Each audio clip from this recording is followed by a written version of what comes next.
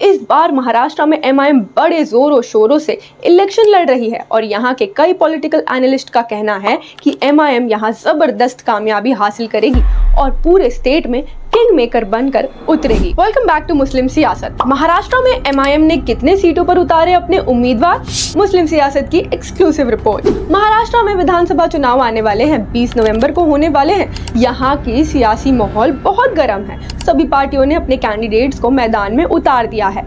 आवाम भी जानना चाहती है कि कौन सी पार्टी उनके असेंबली कॉन्स्टिट्यूएंसी में किस लीडर को मैदान में उतार रही है। महाराष्ट्र स्टेट इलेक्शन में सबसे बड़ा सवाल ये है कि इस बार किस किस पार्टी से कौन कौन मुस्लिम लीडर मुसलमानों, दलितों, आदिवासियों और दिगर बैकवर्ड क्लासेस की बेहतर तौर पर नुमाइंदगी कर सके।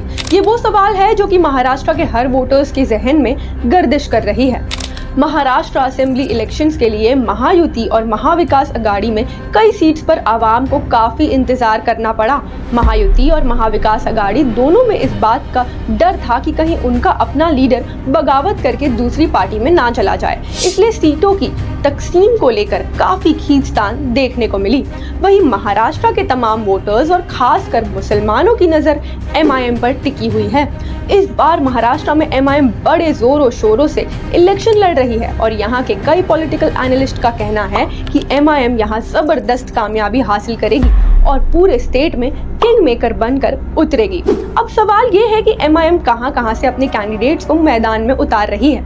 आपको बता दें कि एमआईएम कम से कम 15 कैंडिडेट्स को इस बार मैदान में उतार रही है और तकरीबन सभी कैंडिडेट्स की कामयाबी यकीनी है। आइए आपको बताते हैं एमआईएम ने कौन सी सीट से किस उम्मीदवार को मैदान में उतारा है। औरंगाबाद ईस्ट विधानसभा सीट से सैयद इम्तियाज जलील, औरंगाबाद सेंट्रल से नासिर सिद्दीकी, धुले से फारूक शाह अनवर, मालेगांव सेंट्रल से मुफ्ती इस्माइल कासमी, भिवंडी वेस्ट से वारिस पठान, बाइकला से फैयाज अहमद खान, मुंब्रा कलवा विधानसभा से सैफ पठान, वर्सोवा से रईस लश्करिया, सोलापुर से फारूक मकबूल शाब्दी, मिराज एससी से महेश कामले, मुर्तजापुर से सम्राट सुरवाड़े, नांदेड़ साउथ से सैयद मोइन, कुर्ला जो कि एक एससी सीट है वहां से आसमा शेख उर्फ बबीता कानाडे, कारंजा मनोरा से मोहम्मद यूसुफ और मानखुर्द शिवाजी नगर से अतीक अहमद खान को मैदान में उतारा है।